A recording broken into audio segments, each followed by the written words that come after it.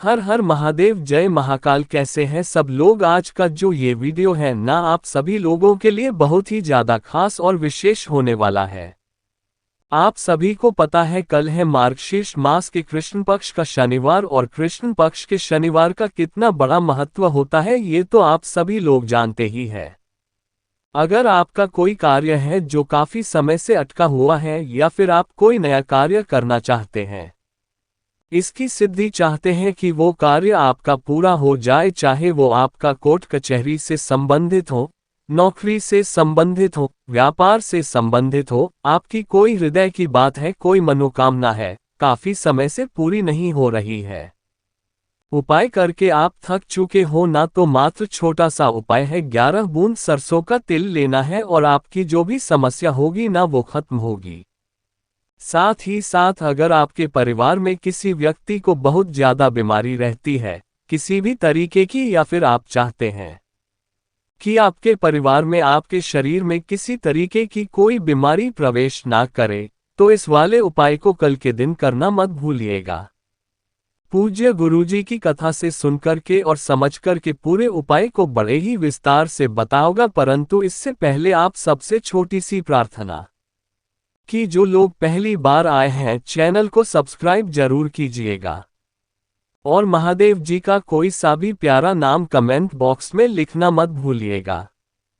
पूरे वीडियो के अंदर हम लोग 3 माह उपायों के बारे में बात करेंगे, जो न सिर्फ आपकी कार्य सिद्धि मनोकामना की पूर्ति करेगा, आपकी बीमारी को दूर करेगा, और अगर आपका किस्मत साथ नहीं दे रही है, किस्मत बहुत खराब चल रही है, बुरा समय पीछा नहीं छोड़ रहा है ना, तो उसके लिए दूसरे वाले उपाय को करना मत भूलिएगा।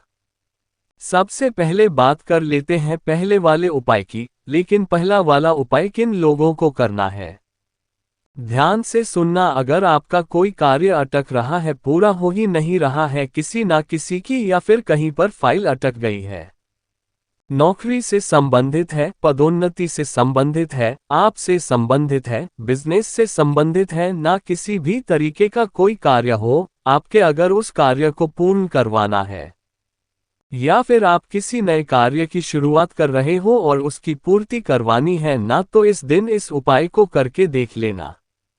उसके बाद आप इस कार्य में हाथ डालोगे, सफलता मिलेंगे, और जिस कार्य की कामना के लिए आप इस उपाय को करेंगे ना, वो कार्य जरूर होगा। अगर आपकी कोई विशेष मनोकामना भी है ना, तो इस वाले उपाय को कल के दिन जरूर कीजिएगा। देखिए, बिल्कुल छोटा सा उपाय है, सुंदर सा उपाय है। इसके लिए आपको चाहिए कि आपको एक गोल दीपक तैयार करना है। जो दीपक होगा उसके अंदर आप लगाओगे गोल बाती। देखिए, शनिवार का दिन है और ये वाला उपाय मार्गशीर्ष मास के कृष्ण पक्ष के शनिवार को आपको करना है। गोल बाती का दीपक लगाना है और इसके अंदर भरना है सरसों का तेल, ठीक है। इसके अलावा आपको थोड़ा सा तेल अलग ले लेना है। कितना, 2 से 4 बूंदे सरसों का तेल अलग से आप ले लेना, किसी भी छोटी सी कटोरी के अंदर लेना है, ठीक है। इसी के साथ में आपको लेना होगा चंदन। अब गुरुजी ने ये तो नहीं बोला, ये तो नहीं कहा कि आपको लाल चंदन लेना है या पीला चंदन लेना है या सफेद चंदन लेना है। आपको जो चंदन मिल जाए वो आप वो वाला चंदन लेना, और इसी के साथ में आपको एक लोटा शुद्ध जल अपने घर का लेना है। बस यही सारी सामग्री को लेकर के आपको पहुंचना होगा देवाधिदेव महादेव जी के मंदिर शिवलिंग के पास। शनिवार के दिन प्रदोष काल में अगर जाओगे तो बहुत बेहतर है। शाम के समय पर जैसे ही आप पहुंचोगे यहाँ पर, सबसे पहले आप कहाँ पर पहुंचेंगे, चौखट पर। तो जो बाबा की चौखट है, महादेव जी के मंदिर की चौखट, तो चौखट पर अंदर जाने से पहले आपको अपने दाहिने हाथ की तरफ जो आप एक सरसों के तेल का दीपक लेकर के आए हो, उसे आप प्रज्वलित कर देना, और प्रज्वलित कर देने के पश्चात इसके नीचे कुछ न कुछ आसन जरूर लगाया करिए। मैंने हमेशा आपको बोला है, आज भी मैं मंदिर गया था, काफी सारे लोग नीचे आसन ही नहीं लगाते हैं।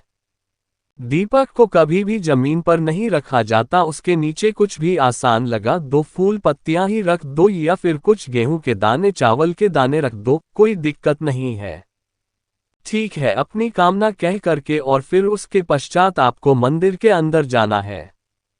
शिवालय के पास में, ठीक है। शिवालय के पास जाने से पहले आपको ध्यान से रखना है कि जब भी आप यहाँ पर पूजा करें ना, तो अपने मुंह को हमेशा उत्तर दिशा की तरफ रखें।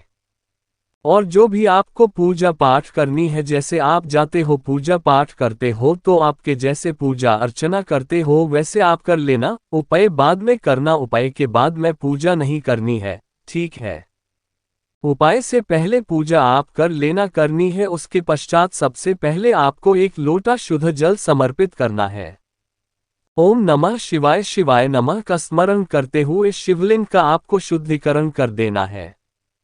शुद्धिकरण कर देने के पश्चात शिवलिंग पर जो भी चढ़ा हुआ है ना, उन चढ़ी हुई चीजों को अच्छे से शिवलिंग को साफ कर देना है। उसके पश्चात आपने जो यहाँ पर एक कटोरी में 2 से 4 बूंद तेल लिया था सरसों का, उसी के अंदर आपको डालना होगा थोड़ा सा लाल चंदन, ठीक है। इसी के अंदर लाल चंदन डाल करके आपके सीधे हाथ की जो 4 उंगलियां हैं, जिसमें से छोटी वाली उंगली और अंगूठे को छोड़ करके जो 3 उंगलियां बचती है, इन 3 उंगलियों को आपको इस लाल चंदन से मिले हुए सरसों के तेल में शनिवार के दिन डुबोनी है। और उससे आपको शिवलिंग पर त्रिकुंड बना देना है, ठीक है। बना दिया। त्रिकुंड बना देने के पश्चात जो आपकी अनामिका उंगली है, जिसे रिंग फिंगर भी कहते हैं, उसे आपको क्या करना है, बिल्कुल बीचों बीच में जो आप बिंदी लगाते हो ना महादेव जी की, उस जगह पर आपको रखनी है। अपनी अनामिका उंगली टच करवाते रहना है। अपना नाम और गोत्र बोल करके महादेव जी से इस कार्य की कामना करनी है, जिसकी सिद्धि के लिए आप इस उपाय को कर रहे हैं, या फिर जो कामना है आपकी वो कामना बोल देना। कामना बोलने के पश्चात एक चीज का ध्यान रखना, आपको एक लोटा शुद्ध जल फिर से देवाधिदेव महादेव जी को समर्पित करना है। ओम नमः शिवाय, श्री शिवाय नामोस्तुभ्याम का स्मरण करते हुए कुंतकेश्वर महादेव जी के नाम से अंत में एक लोटा शुद्ध जल जरूर समर्पित कीजिएगा जब आप तेल से, सरसों के तेल से त्रिकुंड बनाएंगे, ठीक है। बस इतना सा काम करके वापस आप चले आइएगा। 1 से 2 शनिवार करके देख लीजिएगा, आपका वो कार्य पूरा होगा ही होगा। पूज्य गुरुजी का बहुत अद्भुत और अचूक उपाय है, जरूर कीजिएगा। बात कर लेते हैं दूसरे वाले उपाय की, जिसके लिए मैंने आपको बोला था चूक मत जाना कि अगर आपका समय बहुत ज्यादा खराब चल रहा है ना, खराब समय आपका पीछा नहीं छोड़ रहा है, बनते बनते काम बिगड़ जाते हैं, किस्मत आपका साथ नहीं दे रही है, पूरा वक्त पीछा नहीं छोड़ रहा है, सब लोग आपको कोसते हैं, पनौती कहते हैं, जिस कार्य में आप हाथ डालते हैं उस सफलता नहीं मिलती है ना, तो शनिवार के दिन इस उपाय को करना मत भूलिएगा। देखिए छोटा सा उपाय है, आपको लेना है एक दीपक, थोड़ा सा बड़ा ले लेना, कोई दिक्कत नहीं है, लेकिन मिट्टी का दीपक होना चाहिए जिससे एक भी बार यूज ना लिया गया हो, एकदम नया का नया, ठीक है ना। अब इस मिट्टी के दीपक में आपको भरना होगा सरसों का तेल। किसका? सरसों का तेल भर लेना। भर के आपको इसके अंदर एक चुटकी काले तिल अपना नाम और गोत्र बोल करके डाल देना है, ठीक है। तो आपको इसे लेकर के आपके आसपास कहीं पर भी शनि महाराज जी का मंदिर है ना, वहां चले जाए। अब काफी सारे लोगों के साथ समस्या ये रहती है, शनि महाराज जी का मंदिर नहीं मिलता है, तब क्या करें? तो आप इस वाले काम को पीपल के पेड़ के नीचे भी कर सकते हो।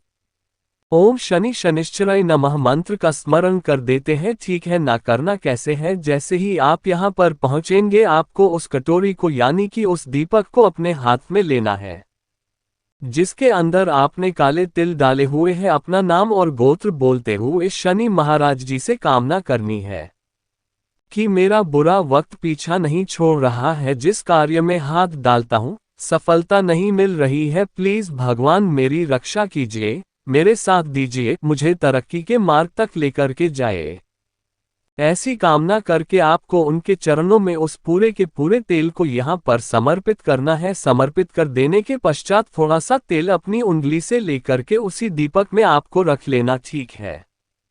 और यहाँ बैठ करके एक बार शनि चालीसा, और शनि चालीसा के बाद में प्रावधान होता है हनुमान चालीसा का पाठ की, यहीं पर बैठ करके जरूर करना। ये पूज्य गुरुजी ने क्यों बताया ये तो नहीं पता, लेकिन जो उन्होंने बताया वो मैं आपको बता रहा हूँ। दीपक को लेकर के घर पे आ जाना, जिसके अंदर आपने थोड़ा सा तेल निकाला है, और जब भी आप घर से बाहर जाना अपने शरीर के किसी भी अंग पर या फिर बालों में कहीं पर भी एक बिंदी उस वाले तेल की आप लगा करके निकल जाना, आपको सफलता मिलना निश्चित है। शनिवार के दिन जो व्यक्ति इस उपाय को कर लेता है उसकी सारी समस्या खत्म हो जाती है। ये हो गया दूसरा उपाय। अब बात कर लेते हैं तीसरे वाले उपाय की, जिसमें बताया गया था कि अगर आपके शरीर में किसी भी तरीके की कोई बीमारी है उसे दूर करने के लिए, साथ ही साथ अगर आप चाहते हैं कि आपके शरीर में किसी तरीके का कोई बीमारी ना हो ना, तो इस वाले उपायों को करना मत भूलिएगा। हर शनिवार के दिन इस उपाय को किया जाता है, ठीक है ना। सिर्फ शनिवार के दिन आपको लेना होगा गौ माता का दूध, ठीक है। कितना दूध लेना है ध्यान रखना, ये दूध होना चाहिए कच्चा, जिसे एक भी बार गर्म नहीं किया गया है। आपको 2 से 4 चम्मच ले लेना, जितना मिल जाए, ठीक है ना। एक स्टील का लोटा लेना, इसके अंदर उसको डाल देना। ध्यान रखना इसके अंदर आपको तांबे का लोटा भूल करके भी कम में नहीं लेना है। दूध वाले उपाय हमें कोई सा भी लोटा ले लेना, उसके अंदर आपको सबसे पहले दूध डालना है और इसे पूरा का पूरा अपने घर के शुद्ध जल से भर लेना। जो भी जल आप कलश में से पीते हो ना, उसमें से, ठीक है, एक बेलपत्र लेना है। आपको बेलपत्र कहीं से भी कटा पीटा टूटा फूटा नहीं होना चाहिए, ठीक है। और इस पत्र को भी आपको इसी वाले कलश में डाल देना है। डाल दिया। अब इस कलश को लेकर के सुबह के समय है ना, यानी कि सुबह सुबह पहले आप इसे लेकर के शनिवार के दिन सबसे पहले जाओगे कहां पर, बेलपत्र पेड़ के नीचे, और इसमें से आधा लोटा जल यहां पर समर्पित करना है। दूध वाला जल ओम नमः शिवाय श्री शिवाय नामोस्तुभ्यम का स्मरण करते हुए अब दूधेश्वर महादेव जी के नाम से समर्पित करना, ठीक है। और जो आधा लोटा जल है ना, उसे लेकर के पहुंच जाना देवाधिदेव महादेव जी के मंदिर शिवलिंग के पास, उत्तर दिशा नॉर्थ डायरेक्शन की तरफ मुंह करके खड़े हो जाना। और बाकी का आधा लोटा जल है वो देवाधिदेव महादेव जी के ऊपर श्री शिवाय नामोस्तुभ्याम का मंत्र का स्मरण करते हुए अपना नाम और गोत्र व बीमारी की कामना करके कि शरीर को कोई बीमारी ना लगे। आपका सदैव हाथ हमारे साथ में रहे, आप सदैव हमारे साथ में रहे, ऐसे कामना करके और आधा लोटा जल यहाँ पर समर्पित कर देना, ठीक है। लेकिन महादेव जी के नाम से करोगे, यहाँ पर भी अवधूतेश्वर महादेव जी के नाम से, ठीक है। समर्पित करने के पश्चात हाथ जोड़ करके वापस घर के तरफ चले आ जाना। गुरुदेव ने कहा है, जो भी व्यक्ति शनिवार के दिन दूध और जल का मिश्रण करके महादेव जी के शिवलिंग पर आधा जल और आधा बेलपत्र पर समर्पित करता है ना, कभी कोई बड़ी बीमारी उसके शरीर में प्रवेश नहीं कर सकती। हाँ, ये खांसी जुखाम वगैरह नॉर्मल चलता है, कोई बड़ी बीमारी प्रवेश नहीं करेगी। पूज्य गुरुजी का बहुत अद्भुत उपाय है, जरूर कीजिएगा। जैसा गुरुदेव ने बताया वैसा आसान भाषा में आपको बताने का संपूर्ण प्रयास किया। मुझे पसंद आया हो तो लाइक जरूर करना, साथ ही साथ चैनल को सब्सक्राइब जरूर कीजिएगा। मैं आपसे मिलता हूं अगले वीडियो, तब तक के लिए ओम नमः शिवाय, जय महाकाल।